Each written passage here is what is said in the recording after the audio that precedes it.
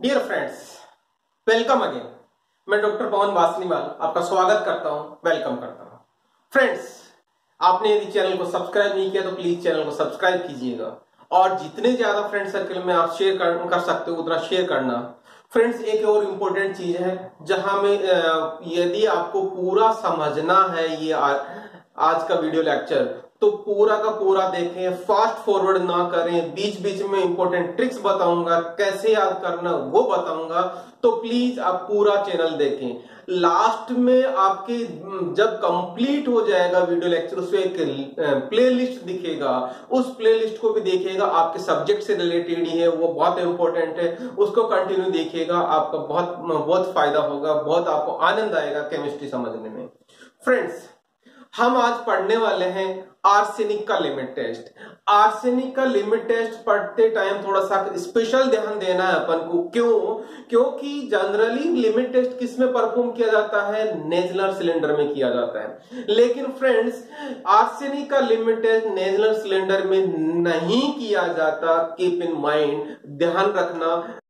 Arsenic का limit test नेजलर cylinder में नहीं किया जाता तो फिर किस में किया जाता है? फ्रेंड्स, ये बहुत अच्छा सा ऑपरेटस है जिसमें का नाम है गटजेट ऑपरेटस। क्या नाम है? गटजेट ऑपरेटस। फ्रेंड्स, थ्योरी समझने से पहले या प्रिंसिपल समझने से पहले, रिएक्शन समझने से पहले मैं आपको ये ऑपरेटस समझाता हूं। इसमें क्या कॉन्सेप्ट होता है, किस तरह से रहता है, इस तरह उसको समझने के साथ में फिर अपन रिएक्शन समझेंगे। रिएक्शन के बाद में प्रिंसिपल समझ में आएगा। फ्रेंड्स, देखना आप लोग, इसमें एक बोतल होता है, इसमें एक बोतल होता है जो 120 ml का होता है। इस बोतल के ऊपर ये कॉर्क होता है, कॉर्क होता है जिसमें एक ग्लास ट्यूब रहता है। वो ग्लास ट्यूब ये वाला है। ओके, ग्लास ट्यूब के एक पास में नीचे की तरफ एक होल होता है, एक होल होता है, छेद होता है जिसका डायमीटर होता है 2 mm। ओके, और इस ग्लास ट्यूब की हाइट होती है 200 mm और इसकी internal diameter ID, internal diameter होती है 6.5 mm। ओके, ये जुड़ा रहता है इस तरह से। यहाँ पे एक रबर प्लंजर लगा रहता है। रबर प्लंजर के बीच में एक क्या रहता है? मरकरी क्लोराइड से भीगा हुआ एक पेपर लगा रहता है। ओके, और ये एक क्लिप होती है जिस क्लिप से ये पूरा का पूरा प्लंज पकड़ा रहता है। ओके, या जकड़ा रहता है, इसको स्टैंड बाई रखता है। फ्रेंड्स, ये तो हो गया एक इसका इंट्रोडक्शन। यहाँ पे इसमें क्या क्या रहता है? जिस सैंपल का हमें यहाँ पे एनालिसिस करना होता है वो सैंपल हम इसमें डालते हैं। इस सैंपल के साथ में क्या क्या डालते हैं? एक तो स्टेनस क्लोराइड होता है SnCl2, उसके साथ में सल्फ्यूरस एसिड होता है जिसको बोलते हैं H2SO3। क्या बोलते हैं? Sulphurous acid. इसी के अंदर एक ग्रेन्युलेटेड जिंक रहता है और साथ में potassium iodide and concentrate HCl रहता है इसके अंदर। और बट ओबियस हम वाटर तो ऐड करेंगे ही करेंगे। यहाँ पे काला काला है, वो क्या होता है? लेड एसीटेट का कॉटन प्लग होता है। और यहाँ पे जो था बोला था मैंने आपको, मर्क्यूरी क्लोराइड का से भीगा हुआ एक पेपर होता है। ये तो फ्रेंड्स एक चीज हो गया।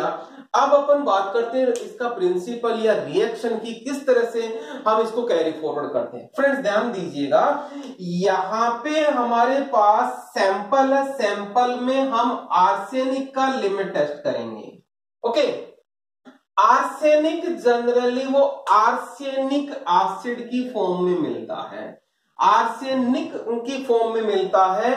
आर्सेनिक कौन सी? +5 वैलेंसी के फॉर्म में रहता है। +5 वैलेंसी का मतलब 5 बॉन्ड रहते हैं। 5 का मतलब 2 तो ये हो गए, 3, 4 और 5। ये आर्सेनिक होता है जो +5 वैलेंसी में है। क्लियर? नाउ, जैसा कि मैंने बताया था, stannous chloride and sulphurous acid दोनों आपस में रिएक्शन करते हैं। पहली रिएक्शन ये होती है, stannous chloride and sulphurous acid दोनों आपस में रिएक्शन करता है, स्टेनस एसिड बनता है। फ्रेंड्स, स्टेनस एसिड बनता है। ये तो हो गई हमारी पहली रिएक्शन। ये stannous acid and arsenic acid दोनों आपस में रिएक्शन करते हैं और रिडॉक्स रिएक्शन होती है। रिडॉक्स रिएक्शन क्या होता है? जिसमें रिडक्शन एंड ऑक्सीडेशन दोनों रिएक्शन होती है, हम उसको रिडॉक्स रिएक्शन बोलते हैं। फ्रेंड्स, स्टेनस का स्टेनिक में कन्वर्ट हो जाता है, आर्सेनिक का आर्सेनियस में कन्वर्ट हो जाता है। अस लोअर वैलेंसी रहती है, एक हायर वैलेंसी रहती है, तो एक से लोअर में चला गया। फ्रेंड्स, यहाँ पे स्टेनस एसिड और आर्सेनिक एसिड रिएक्शन करते हैं। स्टेनस एसिड स्टेनिक एसिड में कन्वर्ट हो जाता है, आर्सेनिक एसिड किस में कन्वर्ट होता है?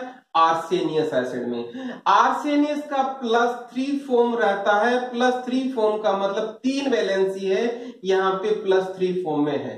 क्लियर? तीन ही वैलेंसी है, 3 ही बॉन्ड है यहाँ पे। क्लियर? जैसे ही ये कंडीशन बनती है, कौन सा? आर्सेनियस एसिड। नाउ यहां को स्टॉप यहीं रखना। उसके बाद में ध्यान देना, जो ग्रेन्युलेटेड जिंक और कंसंट्रेटेड HCl की प्रेजेंस में पोटेशियम आयोडाइड ये क्या बनाता है? एक हाइड्रोजन गैस बनाता है, जिसको बोलते हैं नेसेंट हाइड्रोजन। क्लियर? ये नेसेंट हाइड्रोजन अवेलेबल होती है यहां पर। नेसेंट हाइड्रोजन आर्सेनियस एसिड से रिएक्शन करती है फिर, और एक गैस बनाती है जिसको हम बोलते हैं आर्सीन गैस, और साथ में वाटर मॉलिक्यूल बाहर निकल जाता है। क्लियर?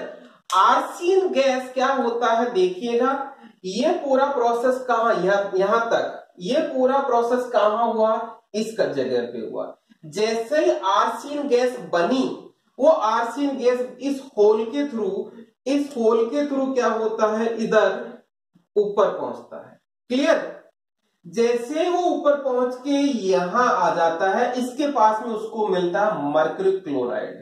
तो हमने आर्सीन गैस को रिएक्शन करवाया मर्क्यूरी क्लोराइड के साथ में। मर्क्यूरी क्लोराइड रिएक्शन करके इस आर्सीन के साथ में डाई आर्सिनो मर्क्यूरी बनता है। मर्क्यूरी के दोनों तरफ 2 क्लोरीन है, वो क्या करता है?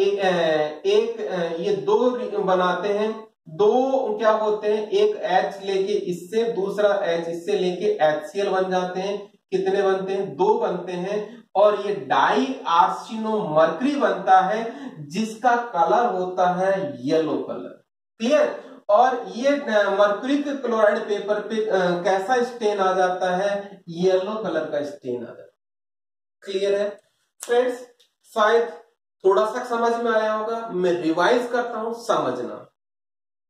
सबसे पहले हमारा सैंपल यहाँ पे है, स्टेनस क्लोराइड हमने डाला हुआ है, सल्फ्यूरस एसिड डाला हुआ है, ग्रेनुलेटेड जिंक डाला हुआ है, पोटेशियम आयोडाइड डाला हुआ है, कंसंट्रेटेड HCl डाला हुआ है, और वाटर डाला हुआ है। यहां तक समझ में आ गया? इसमें जैसे ये सारी चीज डलती है, stannous chloride sulphurous acid reaction करके स्टेनस एसिड बनाता है, और ये आर्सेनिक किस फॉर्म में था? आर्सेनिक एसिड में था। Stannous and arsenic acid arsenious acid में कन्वर्ट कर देता है। आर्सेनियस एसिड इस हाइड्रोजन से क्या करता है? आर्सिन गैस बना लेता है। आर्सिन गैस इस मर्क्यूरी क्लोराइड से रिएक्शन करके डाई आर्सिनो मर्क्यूरी बना लेता है, जिसका येलो कलर आ जाता है। क्लियर?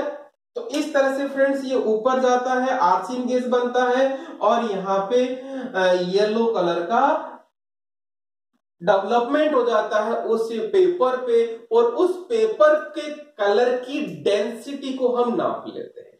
फ्रेंड्स, एक चीज और लगाई हुई है जिसको अपन ने ध्यान नहीं दिया, देखिएगा यहाँ पे मैंने लगा रखा है, एक कॉटन प्लग लगा रखा है जिसमें लेड एसीटेट है।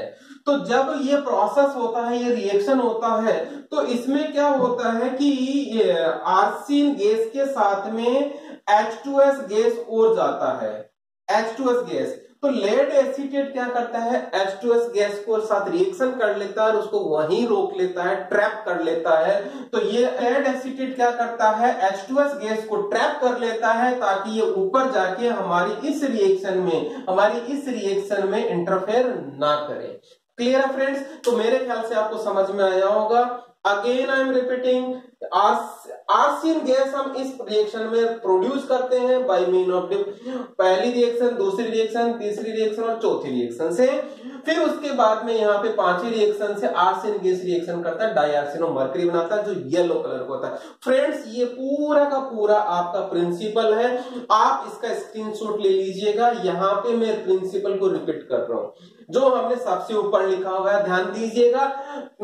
आर्सेनिक का लिमिटेड किस पे बेस्ड है, किस पे बेस्ड है, यहाँ पे ये बेस्ड है, देखिएगा आप लोग, बहुत सिंपल सा लॉजिक लग रहा है यहाँ पे। Reaction between what, between arsine gas, arsine gas आ गई यहाँ पे, ये पूरी रिएक्शन मैकेनिज्म बनाई अपन ने, and mercuric chloride, mercuric chloride ये था, टू फॉर्म डाइआर्सेनो मरकरी, ये डाइआर्सेनो मरकरी बन गया जिससे येलो कलर डेवलप हो रहा है। क्लियर है फ्रेंड्स?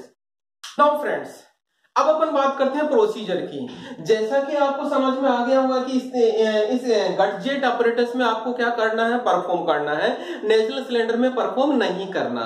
ओके, तो अब देखना आप, तो कहने का मतलब यहाँ पे आपको गटजेट अपरेटस को यूज करना है, और यहाँ पे आपको गटजेट अपरेटस दो लेने हैं, एक तो टेस्ट के लिए लेना है और एक स्टैंडर्ड के लिए लेना है।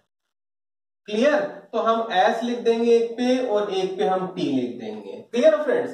अब ध्यान दीजिएगा, हम क्या करेंगे, एक में तो T लिखा है उसमें सैंपल डालेंगे और जिसमें S लिखा है उसमें हम स्टैंडर्ड सॉल्यूशन डालेंगे। फ्रेंड्स ध्यान दीजिएगा, ये जो रिएजेंट लिखे हैं हम ये सारे रिएजेंट दोनों में डालेंगे, टेस्ट में भी डालेंगे और स्टैंडर्ड में डालेंगे। दोनों में फर्क क्या होगा, टेस्ट में हमारे पास सैंपल होगा और स्टैंडर्ड में हमारे पास क्या होगा, स्टैंडर्ड सॉल्यूशन होगा।